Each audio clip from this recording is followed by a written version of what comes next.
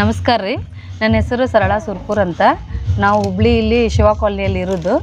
ಇವರು ನಮ್ಮ ಅಂಟಿಯವರು. ಇದನ್ನ ಭಾಳ ದಿನದಿಂದ ಮಾಡ್ತಾ ಇದ್ದಾರೆ ಅವರು. ನಮಸ್ಕಾರ ರೀ. ನಮ್ಮ ಹೆಸರು ಗಿರಿಜಾ ಗುರುಸ್ತಾಳ ಮಠ ಅಂತ. ನಾವು ಇದನ್ನ ಭಾಳ ದಿವ್ಸಲಿಂದನ ಮಾಡ್ತೀವಿ ರೀ. ಬ್ಯಾಸಿಗೆ ಒಳಗೆ ಇವಕ್ಕೆ ಸೌತಿ ಬೀಜ ಅಂತಾರ್ರಿ. ಸೌತಿ ಬೀಜ ಅಂತಾರ್ರಿ. ಇದನ್ನ ಸ್ವಲ್ಪ ಇದು ಚಿರೋಟಿ ರವಾ ರೀ. ಇದು ಚಿರೋಟಿ ರವಾ ಸ್ವಲ್ಪ ನೀರು ಹಾಕಿ ಒಂದೆರಡು ಉಪ್ಪು ಹಾಕಿ ಸ್ವಲ್ಪ ಹದ ಬರುವಂಗ ಅದು ಇದ್ರದ್ದು ಕಣಕ ಥರ ಬೆಳಗ್ಗೆ ಪುರಿಯೋದು ಇಟ್ಟಿನ ಥರ ನಾದ್ಕೊಂಡು ಈ ಬೆಳಗ್ಗೆಯಿಂದ ಮಾಡ್ಕೊತ ಕುಂದಿರ್ತೀವಿ ರೀ. ಮಧ್ಯಾಹ್ನ ಒಂದು ತಾಸು ಟೈಮ್ ಪಾಸ್ಗೆ. ಇದು ಪಾಯಸ ಮಾಡ್ಬೋದ್ರಿ, ಉಪ್ಪಿಟ್ಟು ಮಾಡ್ಬೋದು ಇದರಲ್ಲಿ. ಪಾಯಸ ಮಾಡ್ಬೋದ್ರಿ, ಉಪ್ಪಿಟ್ಟು ಮಾಡ್ಬೋದು. ಒಳ್ಳೆ ಟೇಸ್ಟ್ ಆಕತ್ರಿ. ಈ ಬಸ್ರ ಹೆಣ್ಮಕ್ಳು ಮನೆಯೊಳಗೆ ಬಾಣ್ತಿಯರು ಬಂದ್ರೆ ಅವರಿಗೆ ಉಪ್ಪಿಟ್ಟು ಮಾಡ್ಬೋದ್ರಿ, ಪಾಯಸ ಮಾಡ್ಬೋದ್ರಿ. ಬೆಲ್ಲ ಹಾಕಿ ಮಾಡಿದ್ರು ಚಲೋ ಆಗ್ತೈತ್ರಿ. ಬೀಗರು ಬಂದ್ರೆ ಬೀಗರಿಗೆ ಲಘುನ ಕೈ ಒಳಗೆ ಮನೆಯೊಳಗೆ ಇರ್ತಾವಲ್ರಿ, ಲಘು ಮಾಡ್ಬೋದ್ರಿ. ಹಾನ್ರಿ.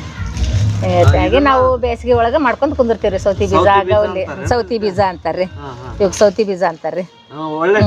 ಭಾಳ ಟೇಸ್ಟ್ ಆಗ್ತೈತ್ರಿ. ಉಪ್ಪಿಟ್ಟು ಮಾಡ್ಬೋದ್ರಿ. ದ್ರಾಕ್ಷಿ ಗೋಡಂಬಿ ಹಾಲು ಹಾಕಿ ಸ್ವಲ್ಪ ತುಪ್ಪದಾಗ ಹುರಿದು ಮಾಡಿದ್ರೆ ಭಾಳ ಚಲೋ ಆಗ್ತೈತ್ರಿ. ಈಗ ಇಡ್ಲಿ ದೋಸೆ ಬರಕ್ಕಿಂತ ಮುಂಚೆಯಿಂದಲೂ ಇದಾವ್ರಿ. ಇದು ಭಾಳ ದಿವ್ಸಲಿಂದನ ಅದಾವ್ರಿ. ಇವು ಅಜ್ಜ ಕಾಲಿಂದ ಫಸ್ಟ್ಲಿದ್ದಾನ ಅದಾವ್ರಿ. ಭಾಳ ದಿವ್ಸಲಿದ್ದಾನ ಅದಾವ್ರಿ.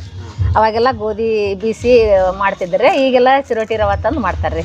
ಅಂದ್ರೆ ನಮಸ್ಕಾರ.